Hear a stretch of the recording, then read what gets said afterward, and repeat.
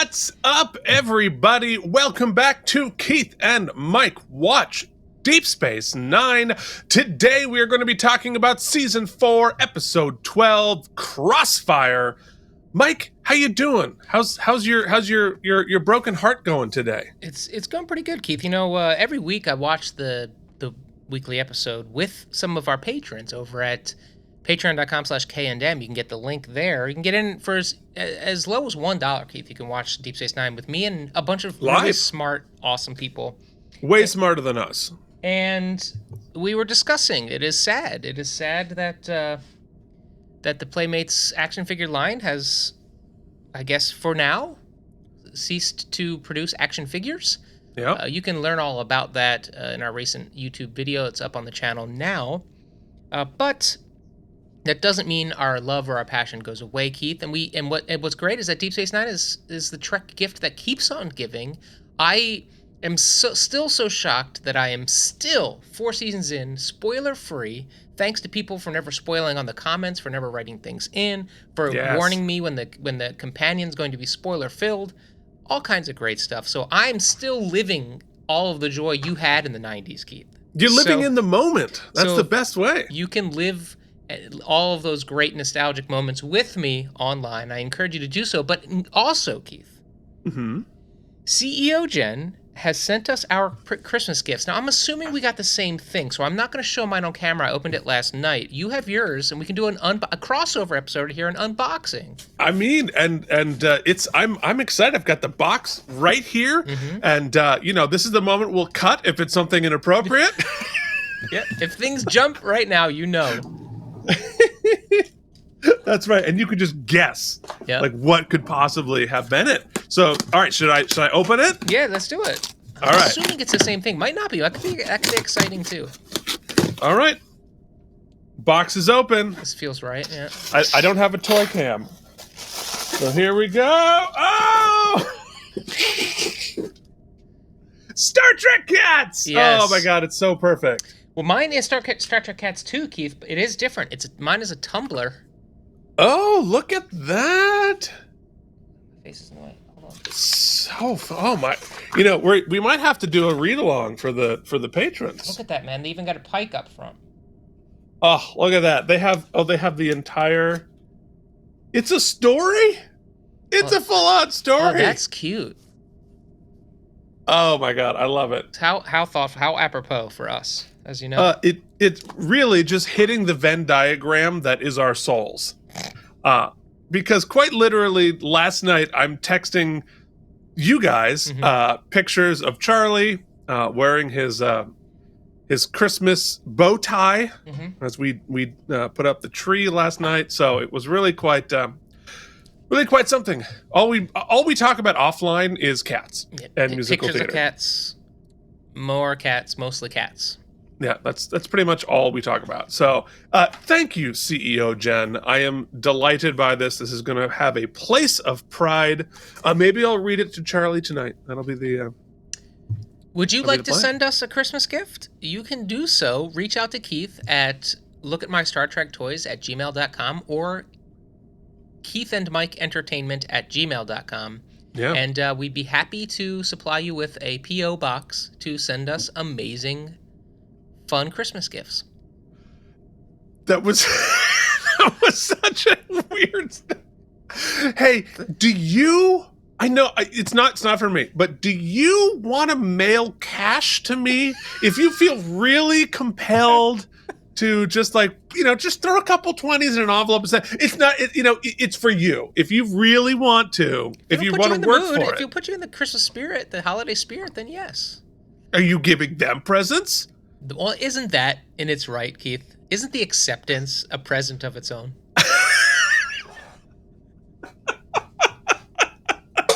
Isn't it a gift to receive? Really? Well, isn't it a gift for me to receive? It is for you to watch me receive? Okay, let's move forward. Well, I mean, you might start getting some gifts then. This week, folks, Odo might be watching Kira receive, if you know what I'm saying. Whew. He's standing right outside that door. Oh, my heart hurts every time I see this episode. Do you like cringy flirting? Because have I got the episode for you? Whew. If you ever wondered what Keith looks like all through middle school, high school, and probably for the next 10 years, watch this episode. All right, but before we get too far into it, we need to talk about last week's episode entitled Paradise Lost Part 2 of the Return to Earth with, some changelings up to no good. Here are your ratings. You can leave them in the YouTube comments below. If you want us to read your comment, you can leave a super thanks. Joshua Cronin gives it a 96. Jason Moe with a 95. JD with a 90. Harry Pothead with a 90. Worf's Big Ol' Boot Shivs with a 92. Kevin Miles with a 95. What did Chancellor Jen have to say about it? I don't think she is caught up, no. All right.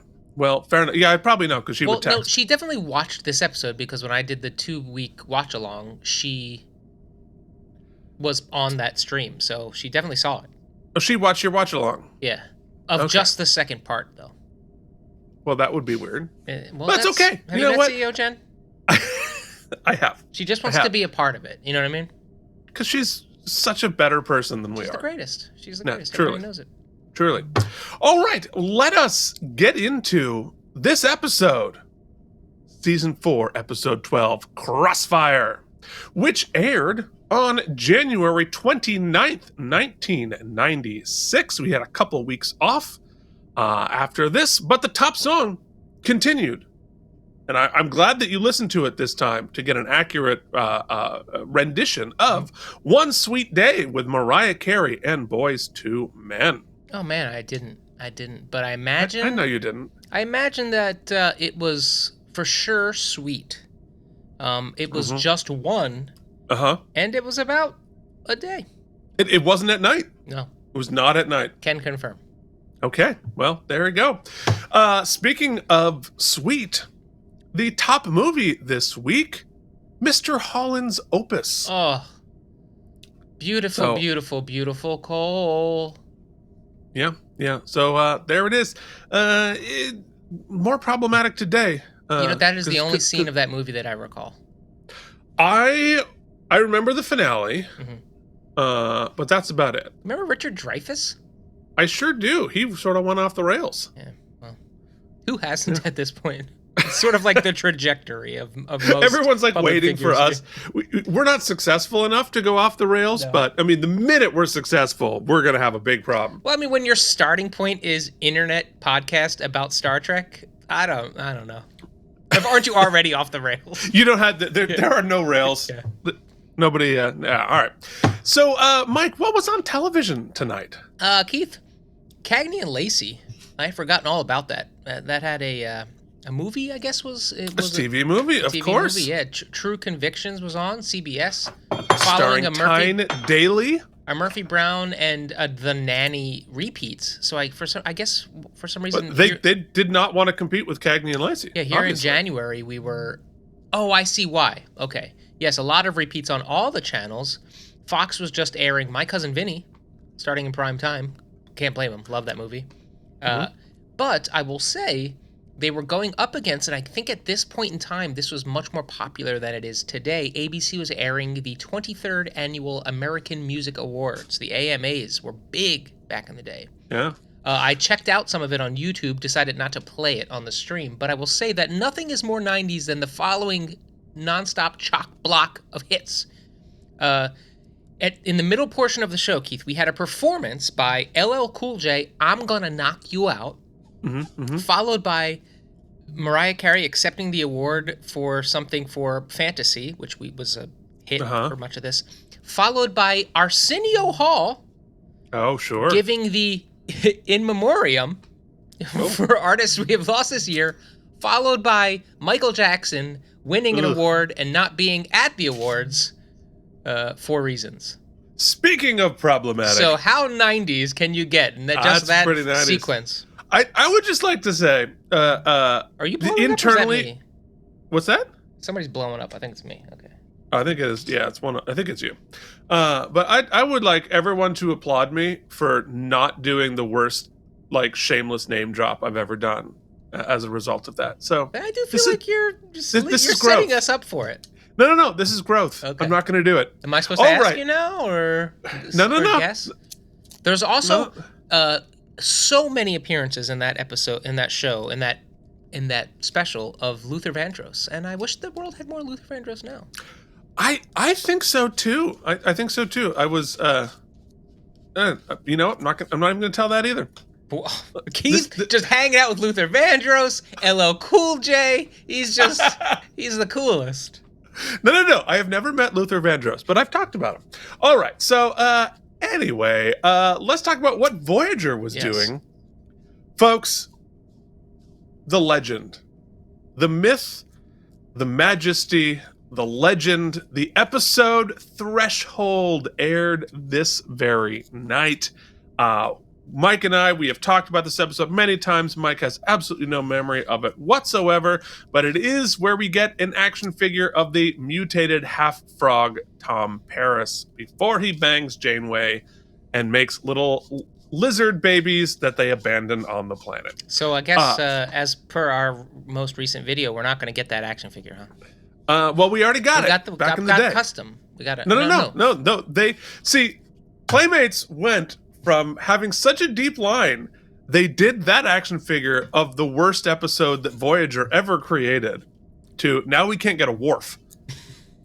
So there you go. All right. So what was going on in the hard-hitting news of the Weekly World News headline this week? An airline pilot photographs an angel.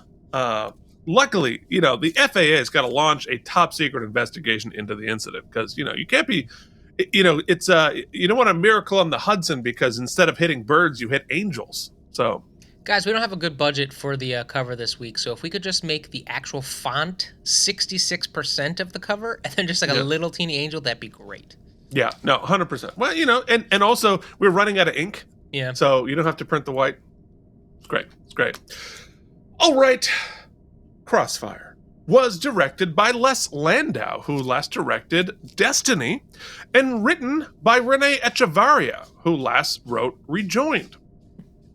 Which means it is time for everybody's favorite segment. Now, Keith, waste your time. With what? With Trivial Trivia. Oh, cool. I think my new favorite segment is the moment of awkward silence after I say favorite segment.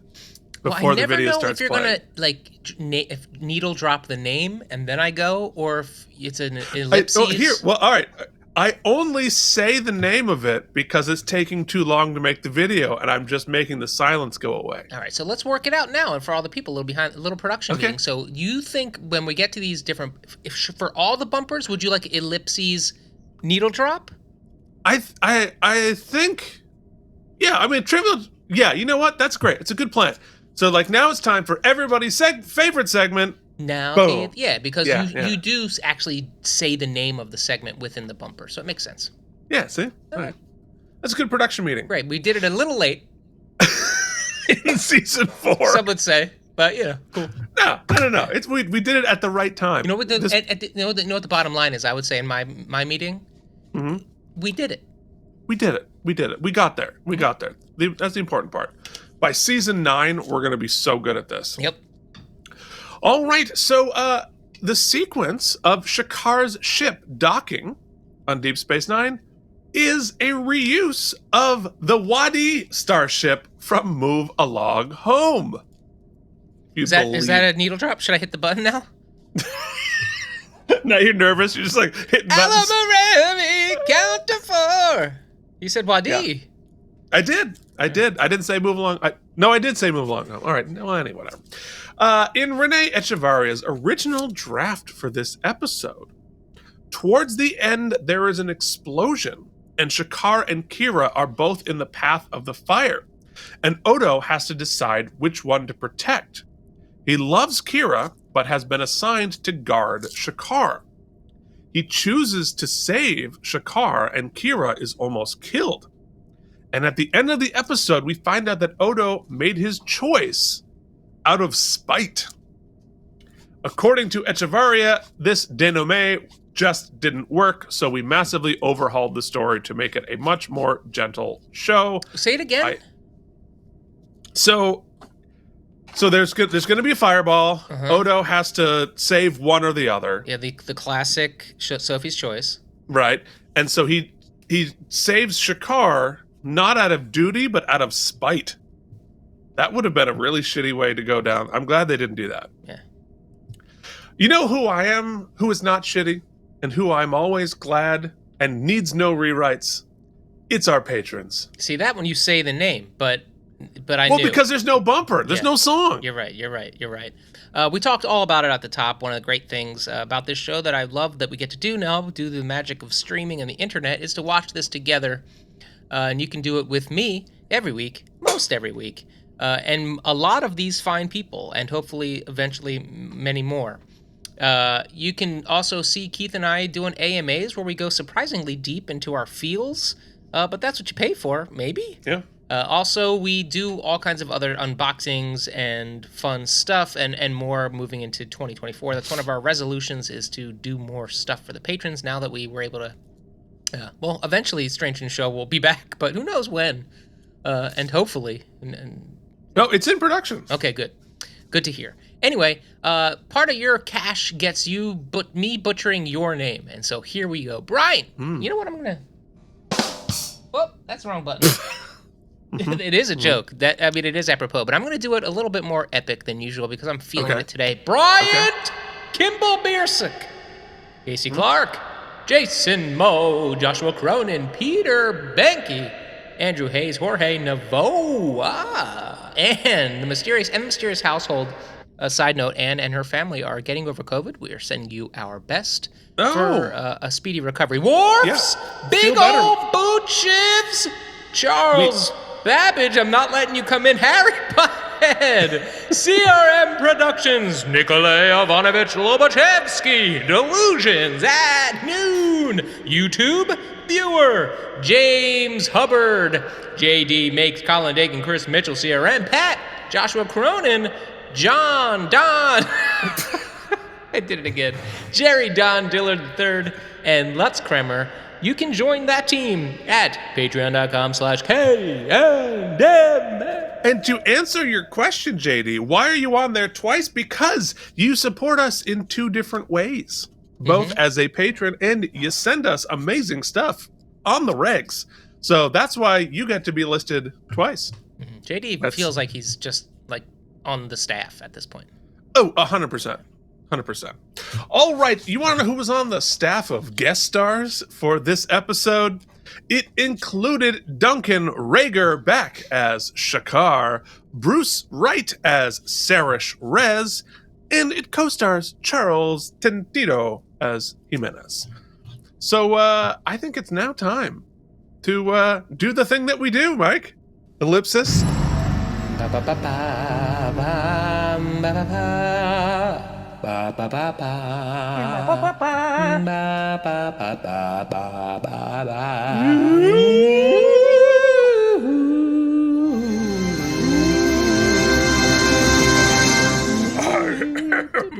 Dude. There it is. We haven't heard it in a while. Thought we'd throw it in. Well, you know what? I enjoy how much you enjoy it. That makes it worth it. All right, so in our teaser here in Crossfire, Odo is making his office just so, in preparation for his crush, Kira, to arrive for their weekly meeting. He makes sure to have her coffee ready to go when she enters, which she does cheerily, and Odo is delighted. Man, I know this dynamic. This whole, I'm going to say it so many times in this episode, I have been this guy so many times. They discuss some of the usual criminal activity, including some gender-reversed domestic violence treated way more comedically than it should have been. But then we learn that First Minister Shakaar is coming to the station. He's now the president. Then Quark comes in to complain about Odo shapeshifting all night in his quarters, which, of course, are directly above Quark's. And Quark can hear all of the shenanigans with his giant lobes. Then Bashir and O'Brien arrive at the airlock in full dress uniforms to greet Shakaar. I'm pretty sure this is the first time that we've done this since they greeted the Wadi in Move Along Home, in which Bashir forgot his dress uniform, if you remember. They are awesome. I love the dress unis. Maybe you should get one. Which, of course, is ironic because Shakaar arrives in a reuse of the Wadi ship. I guess the Bajorans bought it on there, or they won it in the game. Now, correct me if I'm wrong, but the last time we saw him, he was like sort of a swashbuckling Harrison Ford type with like flowing blonde locks. And he had great like hockey flow. Yeah, and now they were like, no, we need you to have more of like a 90s bowl cut black hair situation. So I think the note was, okay, so in this episode we're going to destroy Odo's heart because you're gonna be so irresistible to Kira, she can't help but bang you. Could you just dress as an utter dweeb, even though like go from like Fabio to... Could you give me we need a little less Phil Donahue and a little more Ricky Lake. Yeah. You know what I'm saying? Yeah. Just went from professional wrestler to like me in 2003. But basically, what I'm hearing, Keith, is that Wormhole 1, which is, we'll call it the makeover that wasn't. The make under. He got to make a glam down. What do they call it? A glow down? A glow down? He turned down. All right, I went ahead and glow found stick. a blonde. Keith found a blonde Shakaar image on the internet, and we just made it have black hair, and he will now be with us. So he's with us now. There he is. Now he's.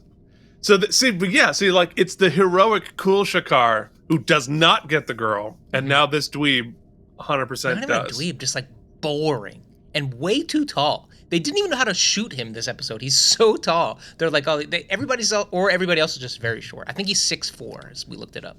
I mean, look, what do we know about Kira? She likes super bland dudes with bowl cuts. Maybe they're not. You know what? It could be, Keith, that they're not bland. It's just that her star shines so bright that anything in comparison is just a dull little fizzed out red dwarf. I mean, I think that's probably how Jen would explain it. Shine bright like a diamond, unless you're dating Kira, in which case, be boring and ugly. Not ugly. Yeah. That was a step too far. They're very good-looking dudes, but they're terribly, terribly boring. All right. Anyway, doesn't he look like he could be related to Liam Neeson? He totally could be. Yeah. He totally could be. Liam Neeson would have been great as Shakaar. You would have. Yeah. I will kill your family. I have a unique set of skills. Unfortunately, they're all very boring. I'm a really good typist. Yeah, I'm a good accountant. I can balance your checkbook. Do you need clerical help? Is there a spreadsheet? Does anyone need a spreadsheet filled out efficiently? Slowly and efficiently. My desk is so tidy. All of my socks are folded. My toilet paper is one ply. I'm that meticulous. And after every use, I make the triangle so I can believe I'm in a hotel. All right, what happened? Where are we? And I only travel with companions who are wearing overalls. He used to be a farmer. This is how he stays connected to his family.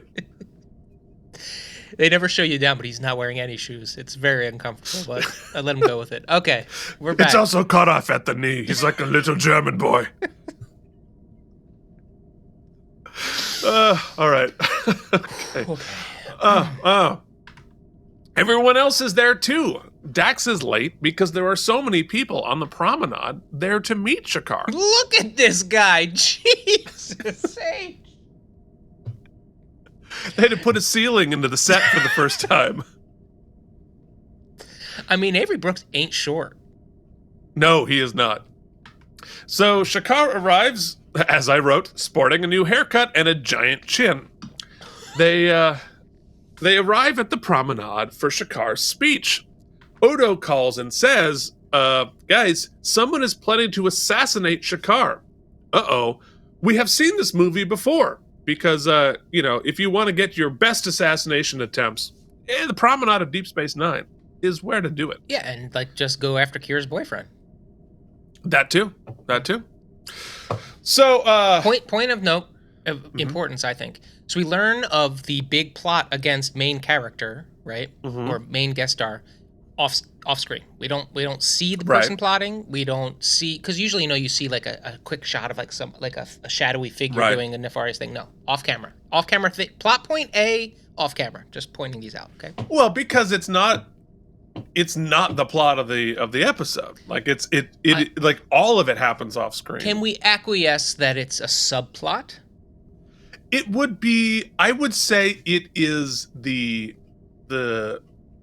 It's not subtext. It is the dynamic. I don't think it's a plot. I think it is the. It has a beginning, middle, end, and it drives the action. That's a plot, baby. Sort of. Okay, yeah, we can dissect it later.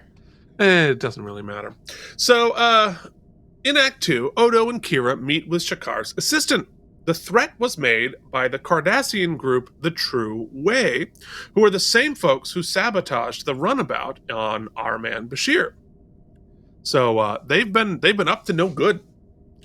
Apparently, there is an operative on the station already, and Shakaar is going to meet with the Federation about Bajor joining. So that is why he is here on the station, negotiating with the Federation. And they're not going to capitulate or negotiate with terrorists because, as a former one himself, Shakaar knows that the minute you negotiate, you've already lost. So, Odo and Worf will coordinate to beef up security. Eddington is on leave, so Worf gets to play. Odo and Worf discuss the challenges of doing security on a chaotic station, and they discuss how much they love order in their Dropbox folders, like Mike and I do. Mm-hmm. And they each agree that how much they hate people who drop by. I feel very seen by this scene. Yeah, 100%. Pretty much everything they think and feel, I'm like, yeah, 100%. I'm with you. They're making friends because they're actually very similar folks. My sister's a drop buyer. Oh. It's so funny because in New York there was no drop buyers, right? Or if you did get a drop by, like you got a text that was like, "Hey, I'm like around the corner, I'm in the park or whatever." That's just like an invitation, right? Like, "Hey, do you want to hang out?" People in New York are very understanding. But my sister, if in the suburbs, if you're like, "Hey, I'm at the XYZ next around the corner," you're like, yeah, "Okay, are you dotting me? Because I'm not inviting you over." And then they just show up. Yeah, I mean, at least you get some amount of warning. But it's like someone at your house. Yeah, dude, no. But you want to know the worst? I'm gonna put my sister on blast here on the internet. Here we go. Here it is. Shots fired. Maybe the worst. I propose maybe the worst drop by of all time. On occasion, right? Without even a text, right? The kids will ding dong ditch me, forcing me to come downstairs because the doorbell was rung, and then they're in the car, and my sister will text me, "Oh, the kids just wanted to tease you." And at that point, you have to be like, well, you're now here and parked 20 minutes from your house. Like, I have to say, hey, you want to come in? No, you don't. You're being pranked. You prank them right back. So like, ha, hilarious. Go in, close, and lock the door. Here's why, Keith, you know me, right? Yeah. You know I've done that on a few occasions. Where I'm okay, that was great, thanks, bye. Not working, doing a podcast with you, usually. Yeah. Famously, not work. So there it is, folks. Please send bags of cash, but don't show up at the door. It's true. Those are the rules. All right. So later, Odo runs into Shakaar, and he wants to go on a great scene, by the way. But let's get back to. Maybe my favorite scene. Well, I think it's really where look. Both Worf and Odo performed similar functions on each of their shows. Mm-hmm. And so there's going to be a lot of overlap, but it's really fun to see, because they've had some conflict before. Mm-hmm. But it's really nice to see them like having a lot of agreement here. It's good.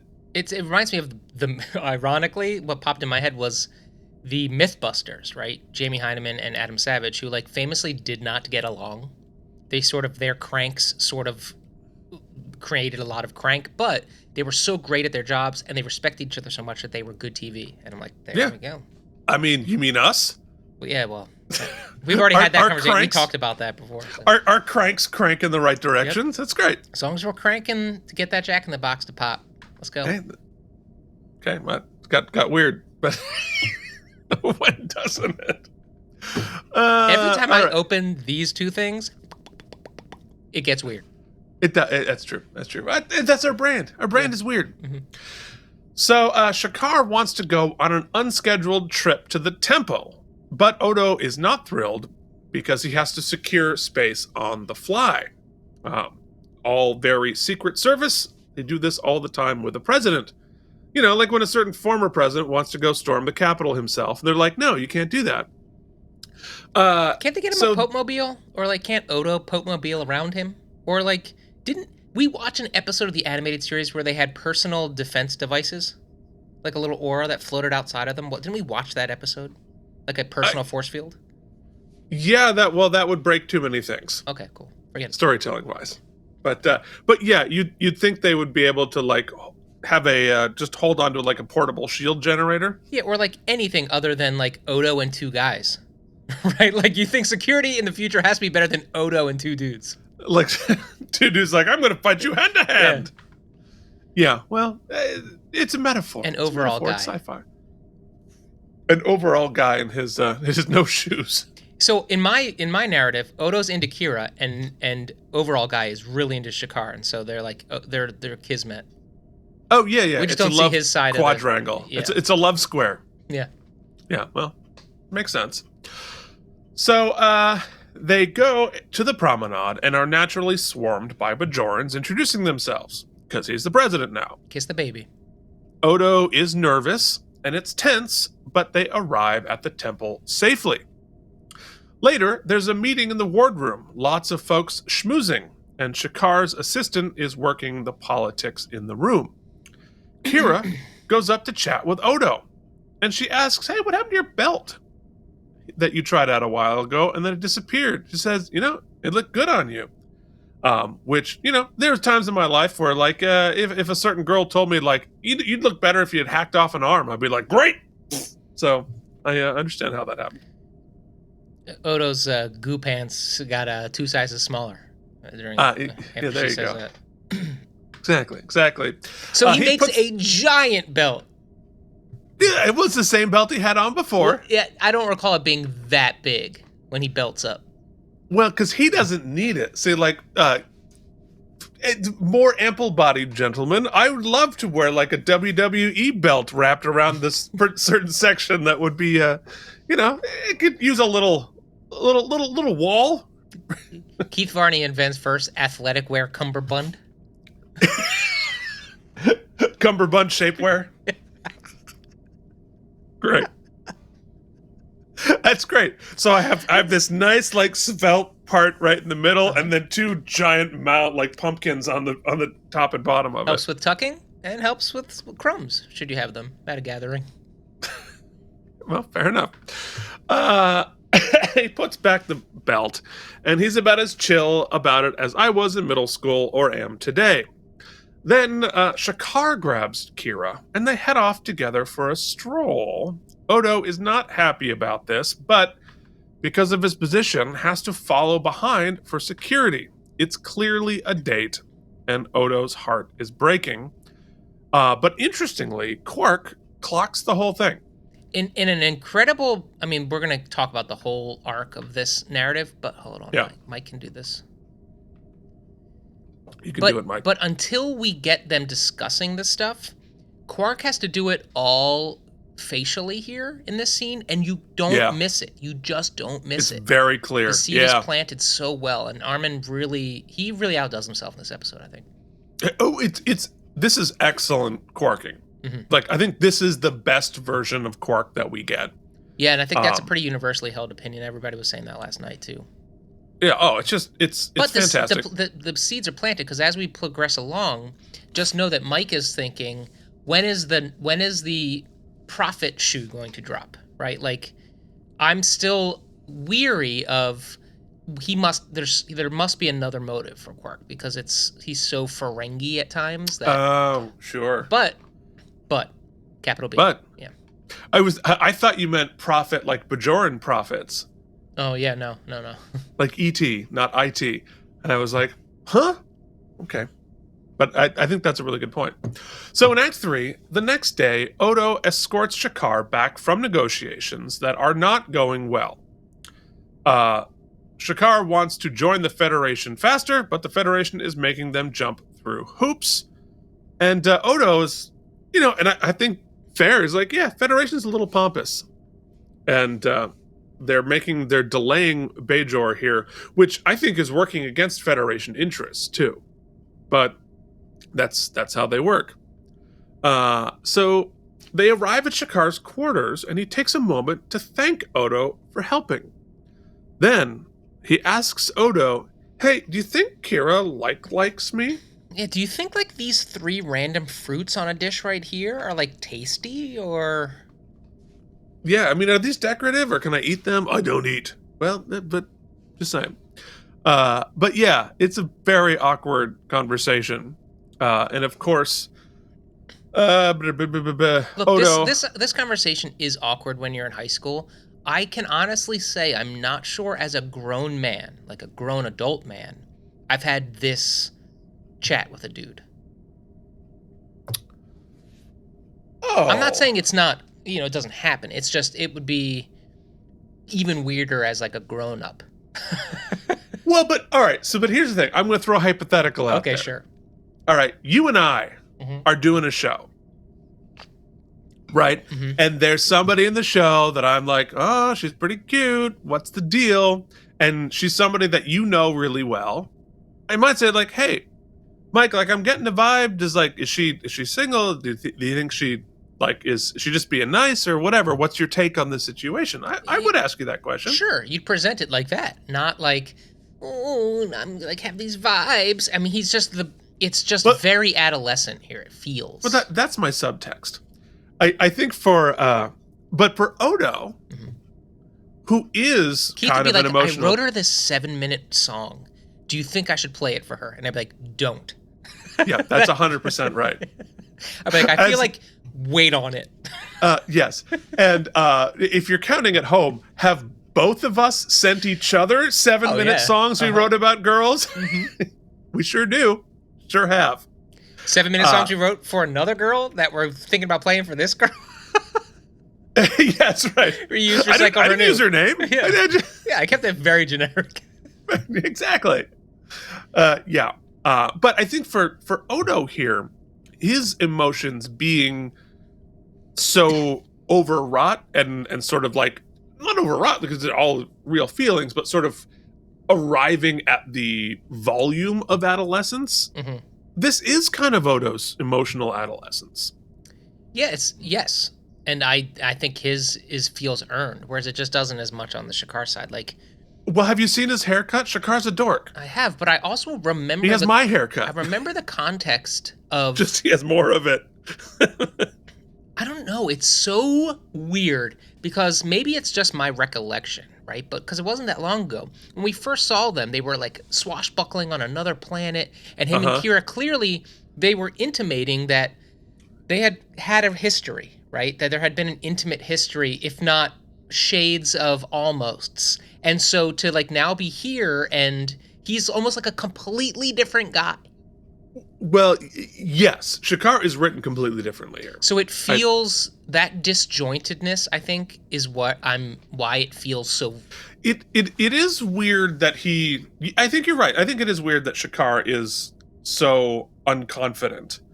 But in some ways, right, Shakaar is trying to break through the friend zone in the same way that Odo is. Because he and Kira do have a long relationship, a long history that they were friends. And so it is different to make that leap with somebody who you just met versus somebody who you've known for a long time and have a long relationship with. So like I understand why it would be a little bit different than if you just ran into somebody at Quark's. Yeah, and I guess like I still have a problem with it. Get ready. But I will say the only thing that salvages Kira's attraction to him is the backstory we know of and that we've had a glimpse of, because otherwise I would be dumbfounded that they were attempting to sell this chemistry. Dumbfounded. But because we have it, and I will say that he is wearing like it feels like a character we knew comes back, but now he's playing a different character. Like they do often, they recycle actors and whatnot. But this time he's playing the same character, but wearing a different costume, playing a different role. But theoretically, he is, right? He's now like a politician, and he was sort of he is in all kinds of uncomfortable new situations for him. So it is. I think, like, for me, what bumps me about this version of the character is it's really reusing a lot of the last war hero that they tried to make precedent. Mm-hmm. Who was like, I don't know, I'm used to sleeping in a cave, I don't know about politics. Like we already did this. Yeah. Well, and also there's shades of the whole Burial arc, right? It's different but the same. No, and Kira. Yeah. Kira likes a powerful man. Mm-hmm. Right? She's dated who was going to be the Pope. Mm-hmm. And who is the president? Well, that's why she's like, this time I want the same, but a little less of the religion thing. Because that got a little weird in the sack. I mean, who's she going to date next? Like the Emperor? Like, I was actually thinking, it's funny you say that, because a lot of the costuming for the like political, military, and Bajorans here, like him, it looks very Empire. Very much, yeah, because it switched to darker fabric. Yeah, and like very simple, like unis. I don't know. Anyway, let's move forward. No, all right. So Renee's heart. Yes. Yeah. Okay, what you're about to say, I was like, but that all said, yeah, Renee's heartbreak Renee is incredibly clear, even through all of that makeup. Well, look, it's Renee and Armin acting their pants off through all that makeup. It's not just heartbreak, because heartbreak is like a very static thing. You can see the knife anxiety, going in. It's you can panic, see each stab. Yeah, well, and it is sort of death by 1,000 paper cuts for Odo in here. It just gets continually worse and worse and worse. And you think about what, amidst all of the turmoil Odo has faced emotionally, personally, theoretically. But what does he go back to, right? Order and his job. And what does this heartache that he can't control affect in this episode?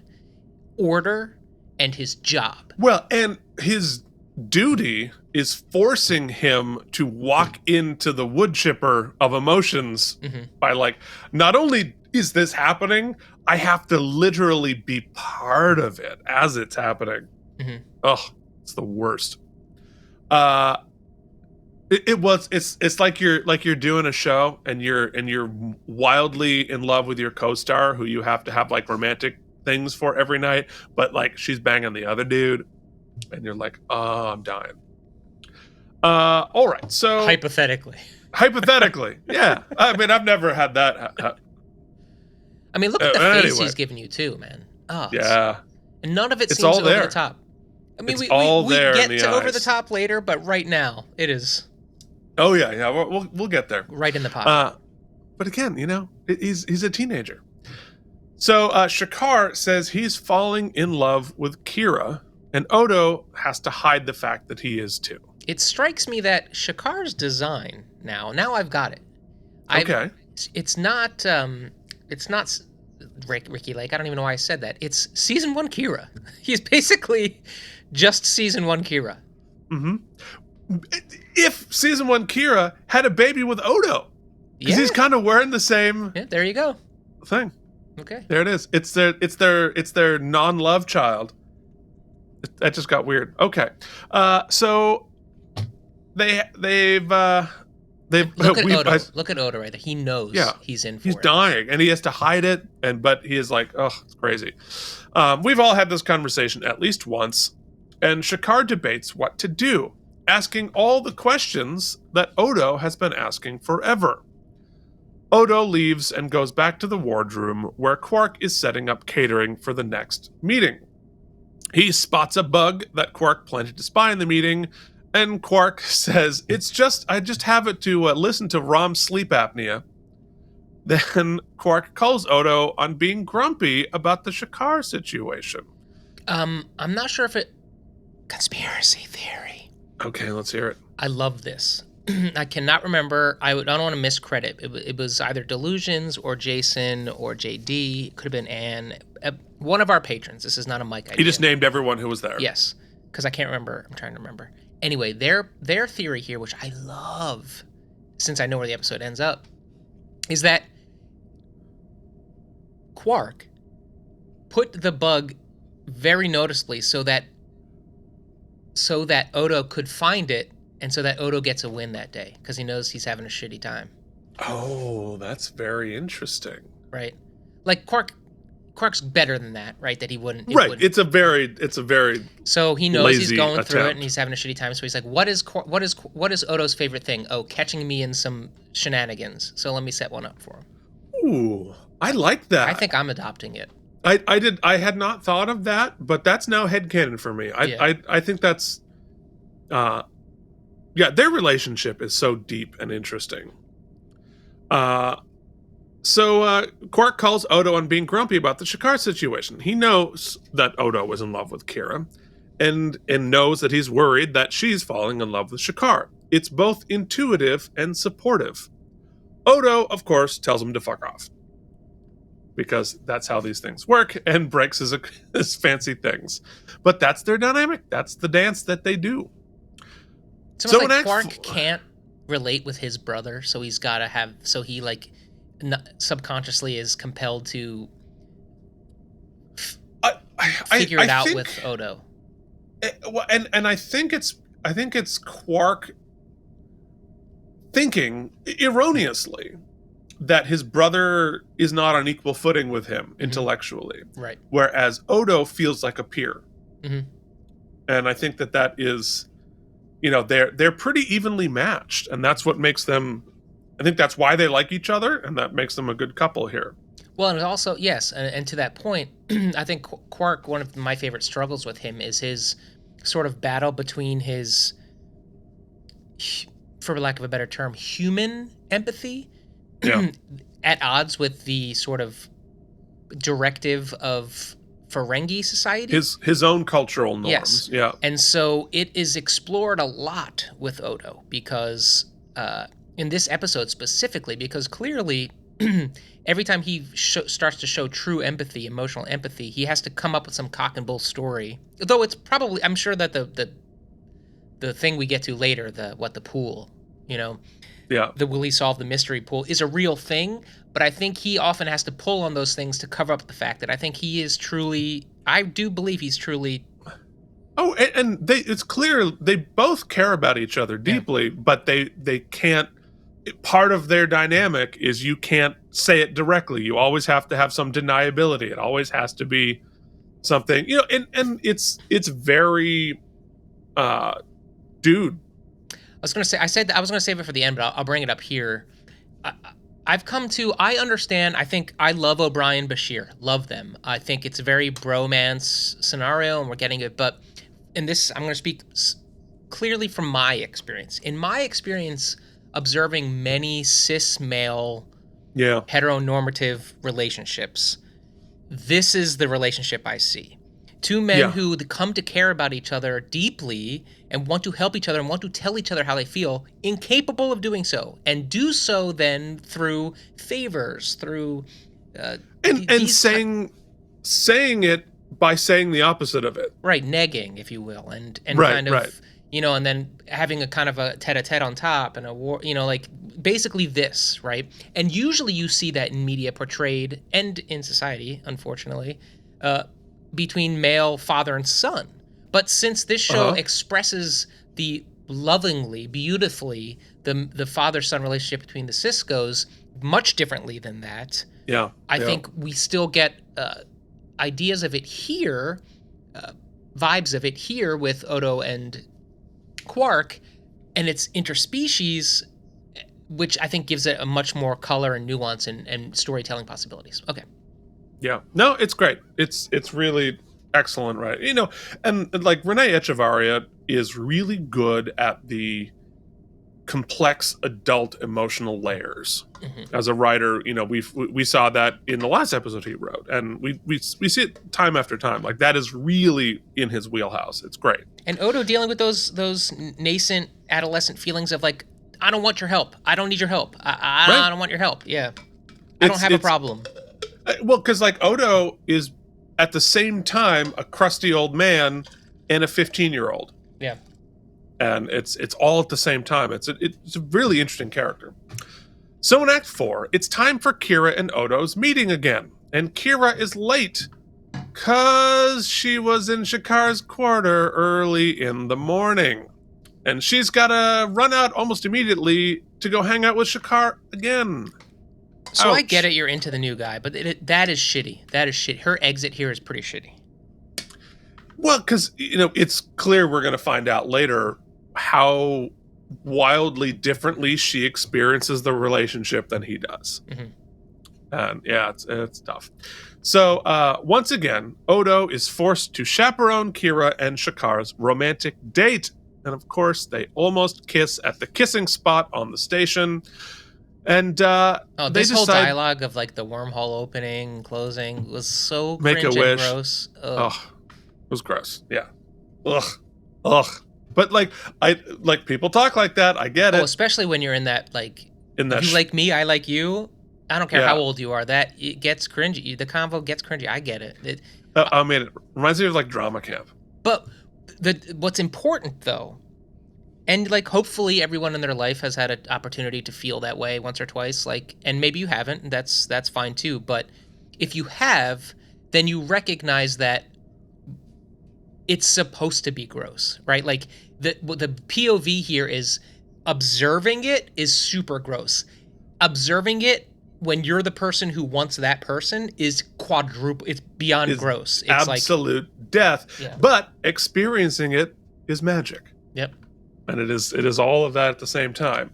So I used on the stream the word schlock, but it's not. It is not, because I've said those stupid things. You know what I mean? Like, of course. Yeah. Of course. That's your first couple of dates. Yeah.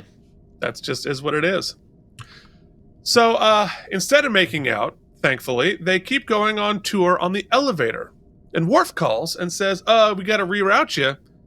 And Odo is too distracted to wait for the verification code before handing over control.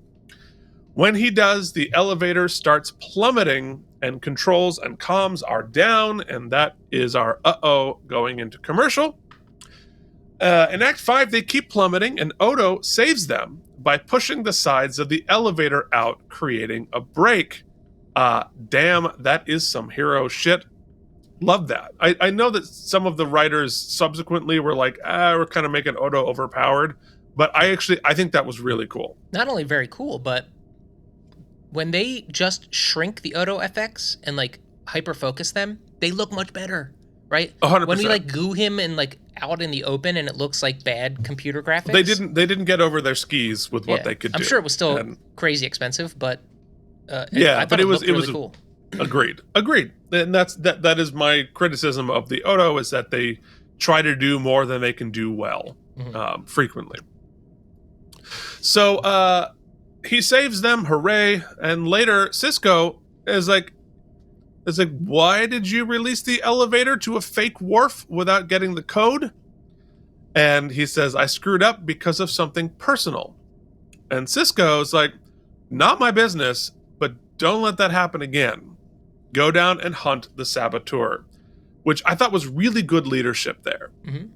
And sort of good empathy there, because like a lot of people will be like, all right, what's going on personal? Let me, whatever. He's like, I trust you. I know you. Pull it together. We talked about this on our AMA, man. It's sometimes like great partnerships are when sometimes you don't need to ream somebody out. You just have to be like, look, you fucked up. And if you respect the other person, you don't get blustery about it. You just say, yeah, you're right. Well, you trust them. You need that person to tell you effed up. I mean, Odo doesn't need to hear it here, but no, there are two people who could say it. But I think Cisco needs to say it. Yeah, there are two people who could say it: Cisco and Worf, because of the relationship we talked about before. And those are the two people who do. So that's great writing. Yeah. No, it's there's a way in which that could have been worse, like less nuanced, and they chose the better version. I like it. So then Worf and Odo discuss. Odo is still very much distracted by his personal feelings, even after having been corrected by Sisko. He then, he goes to talk to Kira to try to get more information, sure, and finds Shakaar there. They have clearly gone to the Bone Zone. They even do a montage of time passing. As he stands outside the door. Michael Imperioli? It looks like him, yeah. Meets the guy who played the Incredible Hulk? Lou Ferrigno? Wow. That is such a deep cut, but that is It's Michael Imperioli and Lou perfect. Ferrigno had a baby. That's exactly who that is. That's amazing. Well done. I can't believe you had that on the tip of your tongue. Oh, the worst. The I'm so worst. Sorry, Odo. I'm so sorry. Odo sends a security guard away and stands vigil for however long, and he finds out exactly however long Shakaar. And she's like, I know I smell of sex, but come on in. Oh, yeah. No, I mean, yes. Sorry to be graphic, but that's precisely what this scene is. Uh-huh. The sheets are still ruffled in the corner. Dude, what I wrote was, in the morning, Shakaar exits the room, clearly post-coital. She invites Odo in. There's champagne and condom wrappers on the floor. She's like, could you grab that for me? I mean, it's cold. Oh, and then God. That's like a lack of, and we could talk about this about Kira. I get it. I've been there. But at the same time, you generally know if you're hooking up with the girl who like your buddy's kind of into, you generally have the spidey senses to know he's sort of into her. Or from her yes, perspective, that's what I mean. That's what I mean, right? Like you generally, I mean, I guess there's no way to prove this because if I didn't know, I didn't know. But usually, I have a sense of like who's digging. Yeah, who's digging up. Yeah. I mean, like, but yeah, I mean, but then again, I've had plenty of experiences where like, how do you not know that I will say hiding? that I had a close friend who had the balls, at least, to, like, better than Odo, to be like, yo, I just want you to know that, like, I've been having these feelings, and I just want to know if there's even a window. Otherwise, like, we can return to our previously scheduled friendship, and I'll deal with it. And I was like, take it. I was capital F floored. So I can't say that it's ubiquitous that you know, but here it feels like she should know. Or at least, I don't care who it is. You can't be that excited that you just, but generally let me just back to our analogy that we use a lot. If you're in the show, generally you let people know by bringing donuts the next day. That's kind of the like symbol. You don't like have them come in and tidy up the bed for you. You know what I mean? Yeah, but he was standing there. To be fair, he was at the door. To be fair, he was holding vigil outside her door. So he's holding like a boom box. Yeah, like so, like it is a little. It's not entirely on her. That's basically John Cusack holding up the radio, and then a man opening the window and going, "Shut up! We're banging." Deleted scene. I would love to see it. It's like a little window into the hallway. Do you not see the sock on the door? Yeah, he's just got his. Forget it. Let's move forward. So then Kira friend zones him at the military level by talking about how happy she is that she just boned the same dude as Dr. Crusher and Dr. Crusher's grandmother. Clearly his boning abilities are very boring too, because though it did last 6.5 hours, and I give him props for that. Her hair hasn't moved. Her earrings are on. She hasn't really been. No, because you know that like it's Bajoran, they're spiritual people. It was like tantric, so they didn't even touch each other. It was basically Sting.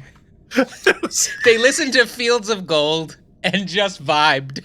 There's like some incense and like oils, but like, they never actually did anything. I'm gonna need a diffuser and Sting's greatest hits and 6 hours of time. Well, and Crusher's candle, because that's how you summon them. Okay.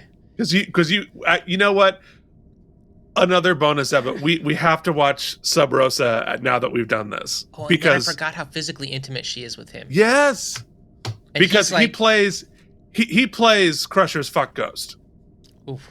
On Next Gen. So Odo's like, right now I don't want to smell your breath, so please back up. Oh. Ugh. Yeah. So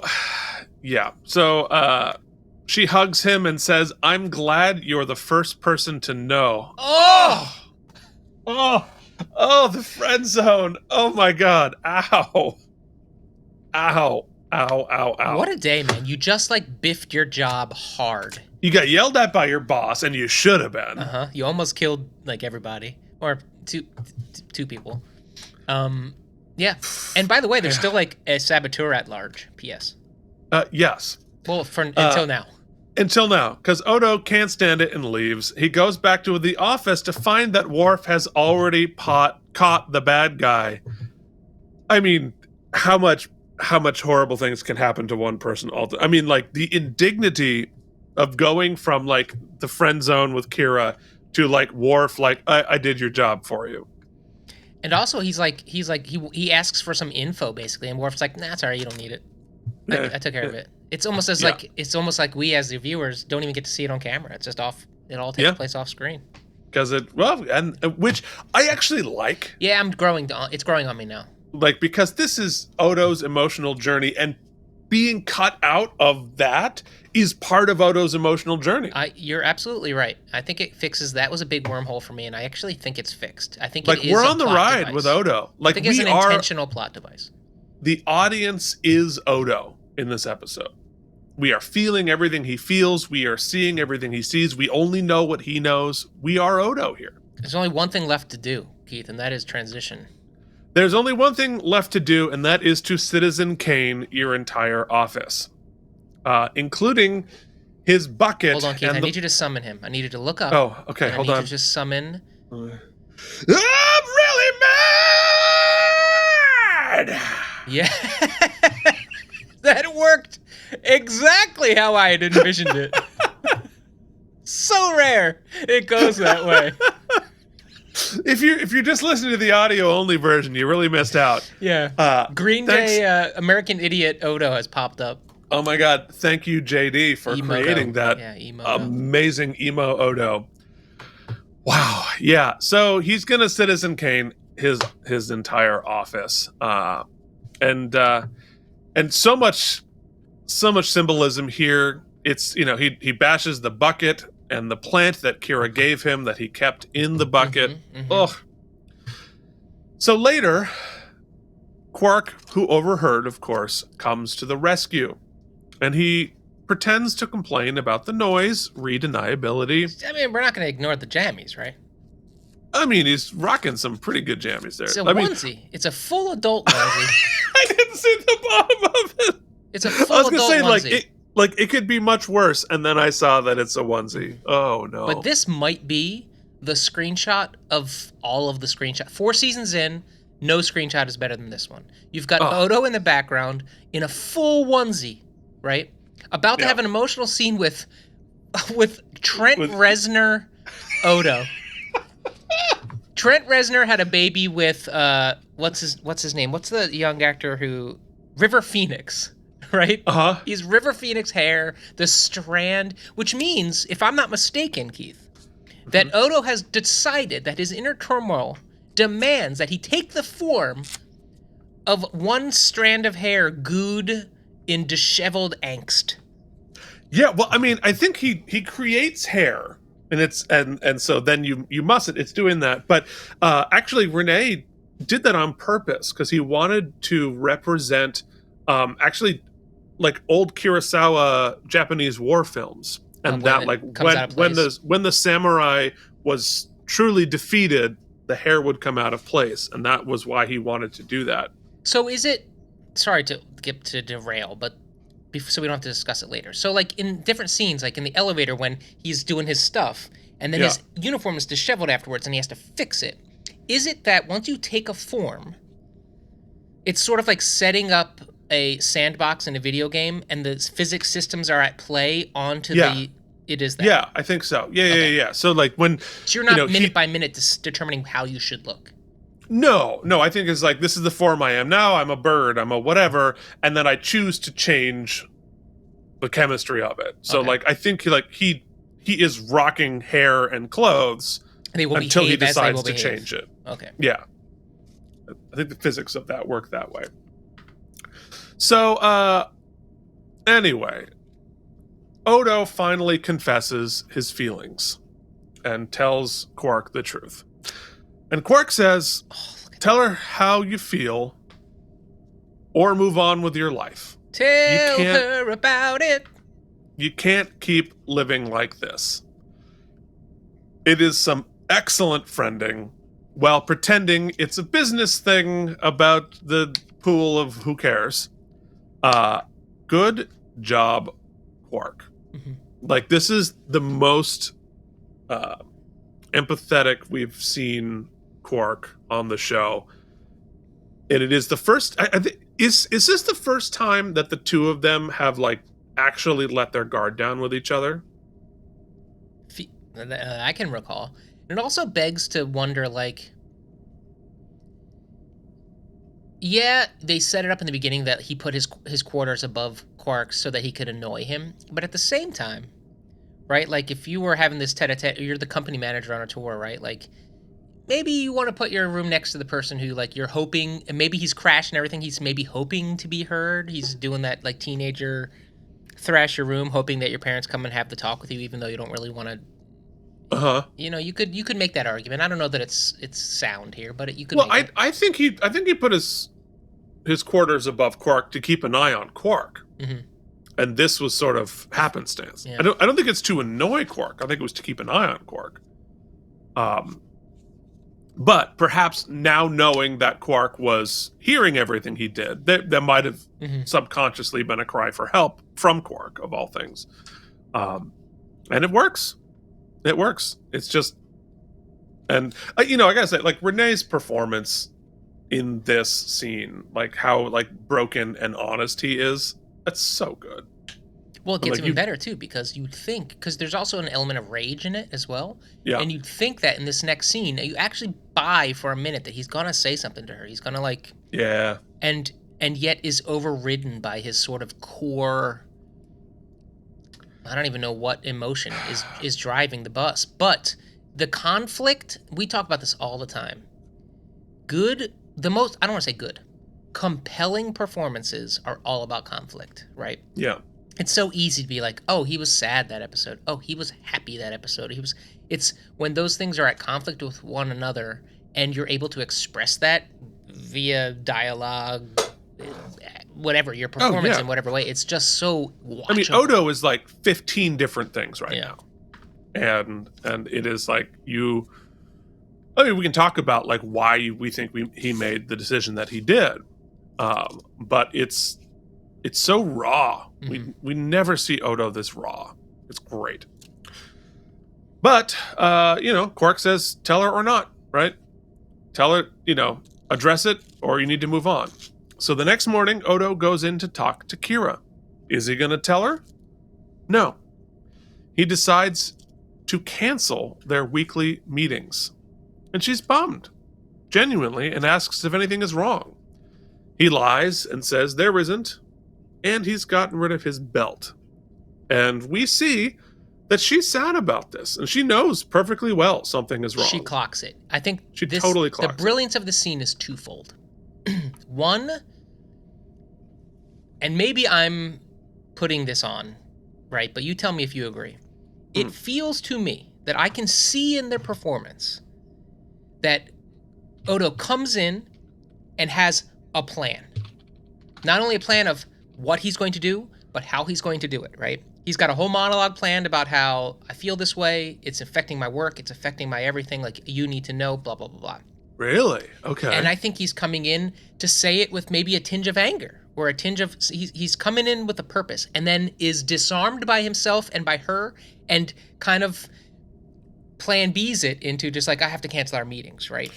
And I think it's beautiful and heartbreaking, and I wonder if, hearing about that, about the first sort of draft of this, if there was a version of this scene where he delivers this, I'm breaking up our meeting, much more spitefully. Much more angry. And sure. What a different scene that is, and what a less powerful scene if our POV is his emotional state, right? And where we want to be left with Odo. Yeah, well, it's because, like, before Odo walks into this room, his mask is back on. Right? So you think he's coming in? He has planned this. Like, I'm canceling our meetings. Like, he was never going to tell her how he feels. I think so, and I'll tell you exactly why. I think it's quite possible that it took him up until he hit the doorbell to make the decision. But when he enters that room, the belt is off. Yeah, I've got nothing. I don't think he at any point was going to thought that by telling her he was going to get her affections. No, I don't think he's trying to. So the belt is unnecessary to impress her. I think he's given up that ghost. But I think he's here with he got that sage advice from Quark, and he's like, I gotta tell her because it's affecting my work, and I'm not going to be able to do my work unless I let her know. And then he just can't do it. I think that vulnerability, that emotional vulnerability, is still there. He's just not a. I think he closed the door before he talked to her. But that's interesting. Like, well, it's up for debate. It really is, and that's part of the fun. Yeah. So then the Odo belt line goes, though is, oh God, that might be the most heartbreaking thing the whole time. Especially that finally Kira realizes, oh, something is wrong. Yeah, Something I don't know is that off it's here. the full. Oh, he was. She knows that she knows he's upset and that she has upset him. Whether she's really clocking why, I don't know. Well, and to be fair, like, even if you take love out of it, right? Like that gooiness out of it. Listen, we've all been there too, where you got some best friends, right? Even if it's maybe you're heterosexual and it's a friend who's the same sex as you, so it never was a sexual attraction. Right.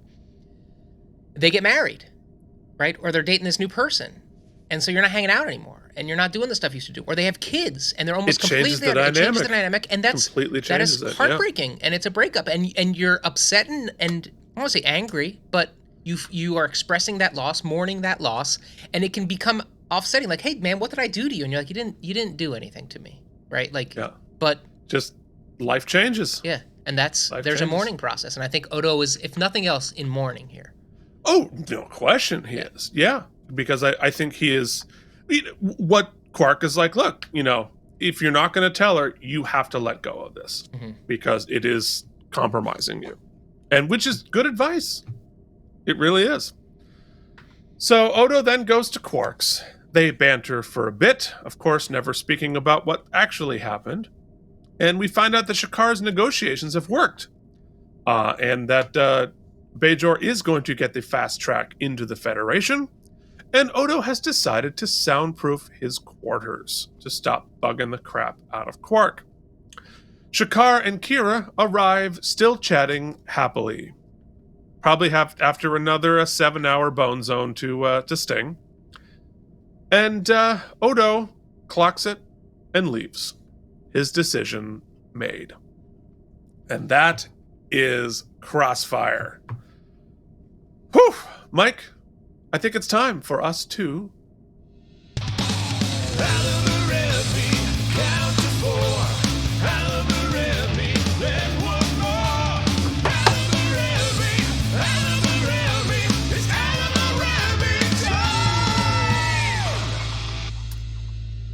All right. Mike, let us begin, as we do every week, with possible wormholes in these plots. Keith, I'd like you to go first, because I asked our patrons during the watch long at Keith and at K&M, what is it? Patreon.com/K&M, and they had some they wanted me to bring up, which I thought was a good way to do this, because often we kind of are like, well, man, it's not important. Yeah. But we have a whole segment, so I thought that I would do that, but I have to pull it up, so why don't you go first? Okay. Well, I think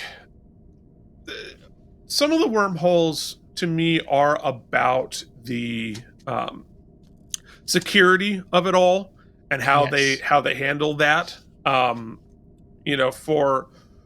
For somebody who is if you have two of the most competent security officers in the universe on that station, security was pretty lax. And in Odo's standpoint, like, I totally get why he was distracted and this, that, the other thing. I feel like, the Secret Service of it all could have been a lot tighter with an active threat. I understand that, like, presidents go wild and they go into the crowd and it makes the security crazy, right? But if there were an active threat, I think they would have been a lot more careful about that. I'm trying to think about what the other wormholes would be. Certainly, if Odo thought Quark was actually recording the negotiations, he probably would have taken that a lot more seriously, unless he thought it was a prank of some sort or something like that. I don't know. Tell me what I'm missing. No, I think that was the two main ones brought up were and we've talked about this before, the security of it all, like you just said. There should be an override for the turbo lift, like there's right, yeah, where's the emergency brake? Yeah, right. Like there's some stuff there, and also, there was a conversation about how, and you and I have kind of fixed this for ourselves, the schlocky dialogue, like wish at the wormhole and all that kind of stuff. Like, do grown-ups do that? And the truth of the matter is that yeah, they do. Yeah, they do. Yeah, they do. And especially since I've kind of turned to the corner and think that this episode is absolutely from the Odo POV, and in such, he is not 100% a reliable narrator here, right? I think that it's colored. A lot of that dialogue is, in my mind, now colored by where he's at, right? Like maybe it wasn't both the words and the performance. Yeah. Which does let some stuff off the hook, which I think we'll get to in a moment. I don't think they're wormholes, but I think yes. And you cleared up the other one, which was sort of the whole his transmogrification, how it works, the physics of it. You know what I mean? Like, would you, if the suit is part of you, would you be adjusting it? But yes, apparently, I get it all makes sense. I think so. Sort of like, you ever play Kerbal Space Station, where it's like a rocket. It's basically a rocket launch simulator, and you have to set all the pieces correctly, and actual physics takes place in the simulation. Oh, anyway. Fun. No, I haven't. No. Yeah, I think be into it. Okay. Anyway, so yeah, let's do best moments. Yeah, let's do best moment.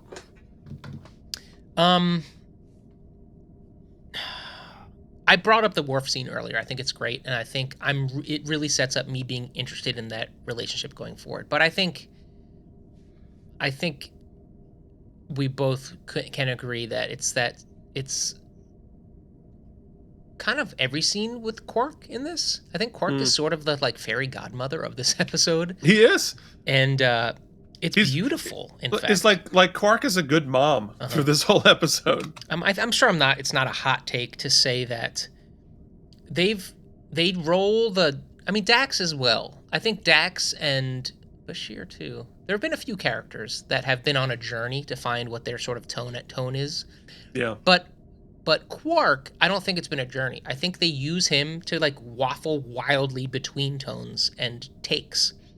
And somehow, regardless of what is asked, 99.9% of the time, Armin finds a way to make it real, affecting, and awesome. If he is not the MVP of this show, I don't know that there is one. Okay. We could have that debate could be, but I mean, like, as far as performing what is on the page, that man. Well, and honestly, if I were having that debate, it would come down to Quark or Odo. There you go. And I'm sure we will have that debate at some point. And in this episode, I think it has to be Rage Against the Odo scene, because in lesser hands of either of the two actors, that scene could be where this episode jumps the shark, right? It's just, I get where he's coming from emotionally, Odo and everything, but like to go there, it seems like it's a little bit much, but it's not. And then they have him come in wearing a onesie, and they're still able to have like and then the whole scene is written like a violin playing at the end of the Full House episode, and somehow it actually is just like a very dramatic, wonderful beat. I'm curious while you're talking, was that scene scored? Oh, I'm gonna look it up while you talk. Yeah. Or I'll talk now, I guess. Yeah. So anyway, I think that's the best scene. That's the. It's a perfect scene, and it's wonderful. I also like the scene the first time where he plants the bug. I mean, all of their scenes. Sorry, I'm rambling. So I'm skimming. Yeah, okay. So fantastic choice by Les Landau. That scene, there's no Unscored, music. yeah. No music. And there's very little music in the whole episode, I think.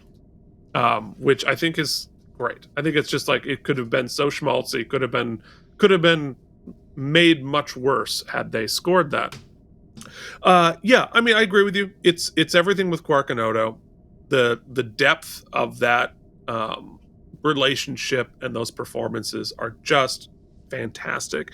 Although I will say that in terms of like a scene succeeding at the what it needs to accomplish, plot and emotion wise, the condom wrappers on the floor scene with Kira there, it's agonizing. And but so is do you think she likes me scene. There are three specific scenes of just stabbing. Well, and each of the it's like there's like three beats to all of these stories, all of these relationships, and the escalation of them. Almost nothing happens in this episode, but the escalation of each of those scenes, each of those relationships, are just so great. Because like Odo has 3 scenes with Kira, 3 scenes with Quark, and 3 scenes with what's his nuts, and each of those escalate. It's great. All right, so let's hand out some stem bolts, shall we? You get some stem bolts. Hell yeah, they are self-sealing. Here are some stem bolts for you. This is challenging, actually. This is one of those rare occasions where I came in prepared to have a certain take after watching it last night and thinking about it, and we've talked myself up. We've talked the episode. Yeah. We've that's kind of what we do. I really appreciate that about it. It's the conversation is really wonderful. Actually, I really love this podcast. He said about his own show. It's just such a fun conversation to have every week, especially since I'm getting to watch it fresh. Yeah. And really talk about it. You know what it reminds me of, Keith, if I may, is back in high school English, one of my favorite things, as nerdy as it is when we'd write themes, right? Because they were often personal essays or sometimes fiction. And then we would pick the teacher, Mr. Scudda, his name was, he would pick one person's theme, we'd read it, and then just discuss it for like 45 minutes, really go into it, and it was awesome. Anyway, that's what I feel like every week. So here are the things that keep it from being great. Let me start there. From being just like great. One, there are 2 episodes with Odo that sort of predate this, that I feel I guess it stems a little bit into wormhole territory. I just feel like he would have grown a little bit more from. So one, that wonderful episode where we see him break down and tell Kira. I mean, it took near death. Fake Kira, Kira, right? But we saw the lengths it would go to see him have to tell her. The stakes aren't as high here, but it's sort of similar, and yet he still has that same visceral reaction where it's affecting him so much, and you feel like he would have grown a little. Like, he must have had emotional growth from that experience, that previous experience, that would have prepared him slightly for this, right? I'm not saying it wouldn't be hurtful. I'm not saying it just seems like his 1 to 100 is so fast and impressive to the point where it almost like it ruins his ability to focus on his work at all. Seems a little, just strains a little bit. On top of that, we've also seen him when he first found out about the founders and their pull sort of bringing him home. He sort of like blew off work and just like took a runabout and was like running away, and just like he had that sort of experience there too. And you think there would have been a little bit of growth and learning from that. Because of his sort of adolescent outbursts we've seen, I've started to retrofit that episode, and it was less sort of like a chemical pull and more of like, I just think it was like I was adopted and I want to know, like he got obsessed. And if that's the case, you just feel like I'm seeing a lot of growing and not a lot of learning on his part, right? Like how to deal and cope with these situations. So if it wasn't Renee, if it was anybody else, would they have been able to like bridge that? Because it does feel a little bit crazy that his whole thing is not crazy. It's just it strains the credulity a little bit because of that foreknowledge. Okay, I'm not saying it ruins. I'm saying just like takes away. I'm really thinking about it because it's if you take those 2 episodes out, you're like, oh yeah, it makes total sense that this is like the first time he's experienced this, and it would like destroy him, and he would act a fool. But it's not the first time, right? Even though it wasn't real her, it's just the same experience emotionally, right? It's as if it were a real her in real time. I think so. Here's how I would push back against that. Okay. People don't change as fast as we think they do. But more important to that, I think what is the core experience of Odo? It's isolation, right? And so it's part of the pull of his people are pulling against how isolated he is. And on the station, he's still very isolated. And who is his emotional lifeline? Well, it's Quark to some extent, but really, it's Kira. Kira is his only friend. Kira is his own, it's not just that he's in love with her. She's the only person that he is friendly with. And so I think he has an outsized emotional reaction to that relationship because of the adolescent thing. Mm-hmm. But I think because it's his only lifeline. Yeah. And so I think it makes sense to me that this would have such sticking power to him because of his isolation.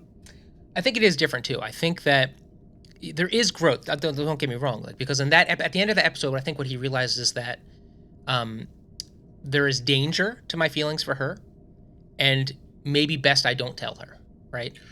I think I am emotionally strong enough to not tell her now. And I think that episode, not this. With his thing. Well, I think the first episode, I think what he might carry from that is not a resolution or a decision, but more fear of betrayal. Yeah, okay. And here what I would say he learns is that I think he was cake and eating it too, right? I think he was loving the fantasy of what could be. And so his friendship with her was never a true friendship because there was the anticipation of he was living a fantasy inside of that friendship. It's the other side of the friend zone. Yes. Right? And frequently friend zones happen when you fall in love with somebody who's not available.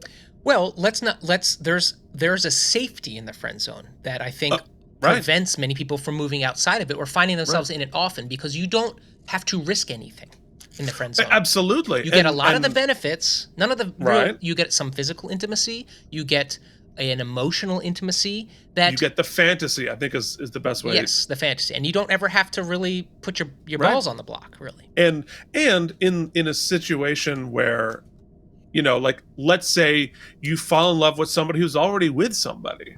Mm-hmm. Yeah. And so you're sort of like friend zoned by that, but you kind of chose that because of the safety of it. And you have to make the emotional decision that Quark gets Odo to do. That's the growth. The growth is mature. So this I do love. I'll get to my other nit in a second. I do love that here he, in that decision he makes at the end in cutting off their little meetings is a couple-fold. One, he's admitting that was about fantasy for me. It's not service. It's not serving me anymore because it wasn't. I can't enjoy your friendship without that fantasy. You are not getting what you thought you were getting from me. Right. I'm lying to you. I'm lying a little to you. bit. And additionally, it's not if I'm being honest, I can't have I can't be a friend right now. Right. I can't be a lover right now. And if we have to be colleagues, and we do, this isn't serving the work. Right. We're shooting the shit. We're not actually going through the stuff, and it's inefficient, right? So if we're being honest, and I think he needs a reset. Yes, I need a little space. Needs to pull back, reset, reassess and reboot the relationship. Which is to say that the plot of this episode is very strong, right? The other nit, and there's just no way around it. And I, we've tried to explain it away with like, okay, if we're really from Odo's emotional POV, then it doesn't matter. Of course, he would look like a slob and like a boring so-and-so because anybody compared to me is not going to be. But here's the truth of the matter. I'm just going to say it on the internet. It's no disrespect to the actor, right? They took a character who they had introduced to us as a swashbuckling Han Solo, and then the next time we see him, when he's going to become the love interest, he's the farmer from Babe. Right. He's that guy. He's James Cromwell. He's James Cromwell. Star Trek legend. Yeah, James Babe. Cromwell. And you're like, wait, what? And Kira is so gaga goo goo for him. And I'm sure that Nana has justified it in her performance by like, she's like, what our previous journey was, and he was a war hero, and we were like in the sweaty, cold depths of our missions together, and so there's all that backstory. But what we get on screen is like she's like falling over Gideon. He's like the nerdiest, and you're like, this doesn't pass the sniff test on watching. Like, it just doesn't. You can explain it away and try to. We've tried to narratively mask it. I can explain it away in by breaking the fourth wall.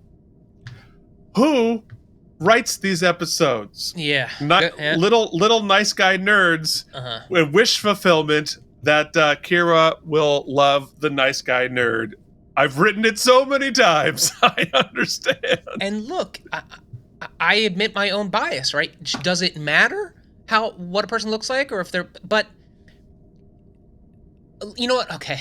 Because to be fair to because there's no reason why the nerd can't get there's no that's not the point. But both of us were married. Sure. What I can say effectively, I think, is that there is almost zero chemistry between them. Like, the performance lacks any chemistry. There's no sizzle, there's no sparkle, and the dialogue didn't help them. That's not to say that type of dialogue doesn't exist. But it really pops when there's chemistry between actors that are saying the dialogue. It would have helped the episode to see Odo seeing two people actually melting into one another. And they have not done a good job writing or casting Kira's love interests. No, they did it unexpectedly when they cast Siddig and her as like completely not love interests. So that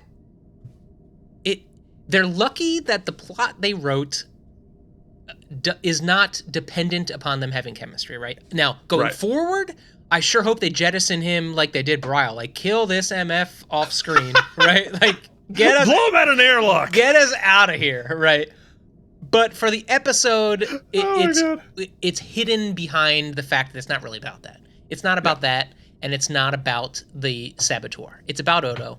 And listen, I don't care what the plot is. If you're going to give me Renee at the top of his game, the tippy top of his game, and on top of that, let's not undersell this wonderful relationship between, we've joked about it for 4 seasons about how they're just in love with each other, and Bashir's in love with, and I'm sure there's elements to all those subtexts, but the truth of it is, whatever it is, it's beautiful, and I'm loving watching it. So I'm going to put a score on it, and then I have 1 point to make before I pass to you. We're never going to finish this episode. No, forget it. This is a great one. Actually, it's much shorter than the most recent episodes. So it's a purely emotional episode. It's just not about anything else. It's not even really sci-fi-y. You know what I mean? No. God damn it, I love it now. Is it as good? I was giving a 91, 92 for the other ones. Is it as good as those? No, but it's different in a different way. I'm going to stick to where I've been around 90. I like it a little bit more. 91. 90. You get an A, you get an A. 90 self-sealing stem bolts. Last point, but it's like zooming out real quick. Do you know what Deep Space Nine does that is so wonderful when dealing with relationships? You don't see it a lot. You do see it in a lot of other shows, and I guess maybe it's just me being an adult now. Yeah, they do the big arcing plots really well. They do the big sci-fi really well. but they're showing relationships. And a lot of shows focus on love relationships, like what's the romance of the week. Like think about The Practice, right? It was all who's Bobby Donnell gonna bang, Right. or Cheers, who's gonna get with who's Ted Danson gonna get with blah blah blah. Deep Space Nine frames relationships the way they exist in life, which is moments, right? Garrick Bashir, what is our framing device for their relationship? Breakfast. Yeah. Garrick Odo, lunch. O'Brien Bashir, playing darts at the bar. Kira Odo, having a rock de Gino while we're going over the reports. Ben and Jake, having dinner like a family, or going off sailing together. Like just moments shared, recognizing that's how humans experience relationships, and having that be focused on rather than these like huge like romantic arcs is just so special, because it's much more bite-sized and relatable for me. That's all I want to say. Yeah, and I think it is, and I don't mean this in the all in and out way. I mean, these are adult relationships, and like so much of TV writes relationships sort of at the tween level. Like love is there, conflict is there, like I love you, I hate you, I'm whatever. Deep Space Nine captures the small, complex relationship emotions. Next Gen never did. Right? This is, and Voyager doesn't. Like it is unique in the Star Trek universe to really focus in on these very complex little emotional souffles and dynamics that are, it's just excellent. It's just really excellent writing. It's really excellent directing and excellent performances. Yeah, I mean, I think you covered pretty much all of it, but I think it's, you're right. This episode is so different. This whole season, we've had giant action sequences. We've had crazy sci-fi. We've had comedy episodes. We've had spoof parody episodes. We've had groundbreaking episodes with indiscretion, and this one is an emotional journey, basically a solo emotional journey that is so different, and the stakes here are so small. Like I said, they're tiny little flowers, tiny little souffles, tiny little whatever, which are tiny in the concept of these intergalactic things and gigantic for one character. And only other one character even knows that it's happening. And it's great. And I think an episode like this, it's not going to be one of those like ones that hits the top 10 and like, oh, it's this whole groundbreaking thing. But I think as part of a season, as part of the variety of the 26 little moments that we're going to get to view, it's such a great thing to be included as part of the meal. Performances are fantastic, and it continues a story that I find emotionally compelling. Like Kira's banging random white dude from like Wonder Bread 1, Wonder Bread 2, Wonder Bread 3, couldn't care less. This, like, I don't know, like I do know where it's going to go, but if you didn't, I'm invested though. I care about these people and I care about this relationship. Whatever this turns out to be or doesn't, like, I care. I'm invested. Isn't it interesting that they could have decided to tell the story maybe much more widespread of like, here's this guy I used to know and he's back into my life. It's almost like that Dax episode. He's back into my life and I'm seeing him in a new way, and like maybe we're going to spark something. That's a much more like made for TV episode, but no, that's not the view. Right. The normal episode, it's from Kira's point of view, and it's the B story to the assassination plot. That's the normal episode. Yep. And this one is like, nope, we're not going to do either one of those. This is a character beat study of one isolated man's emotions. Great. I think the criticisms I get it. Like I'm with you. Like the plot holes of this, that, the other thing. I agree that Shakaar is also sort of bland Wonder Bread. Don't care. But it's not about that. I wrote it down before you said it. We are exactly the same. I'm giving it 90 self-sealing stem bolts. And this episode of Keith and Mike Watch Deep Space Nine did for me exactly what it did for you. Before we did the episode, I probably would have given it like an 83. Mm-hmm. But I think we both talked each other up on this episode.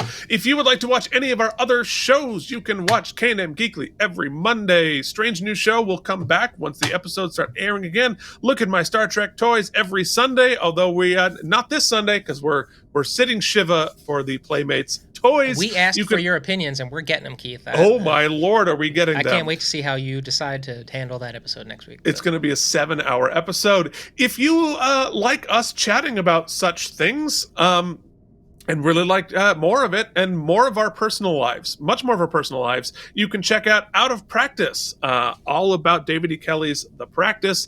It is available fully in its podcasting form. So pop on those earbuds and you can listen to us learn how to podcast. If you're watching this on Wednesday evening, quick just plug, I'm doing a live stream tomorrow, like a geekly live stream. Keith is recording another podcast, but I'm going to be joined by my brother and my friend Ron. We're just going to talk over the 2023 Game Awards as that stream happens, and just talk about video games and geeky stuff. So if you're around, check us out. We'll be on this YouTube channel and also linked on our Patreon, just as a shout out. There you go. You can join our Patreon, patreon.com/KNM. You can reach us on our social medias below, or look at my Star Trek toys at gmail.com. That's probably the best one, because that's the one I check most often. Yeah. Anyway, we'll see you back here next week with the next episode of Deep Space Nine, which I didn't write down. So it's going to be amazing. If you're keeping track at home, we liked this episode much more than the rest of the universe, which gave it a 7.1, which ranked it at 118 out of 173 episodes of Deep Space Nine. Return to Grace. Return to Grace. We will return to whatever we call Grace next Wednesday. Thank you for watching. Keith and Mike watch Deep Space Nine. Thank you for watching K&M Entertainment. If you enjoyed our particular brand of nonsense, please like and subscribe. Or become one of our patrons at patreon.com/KNM.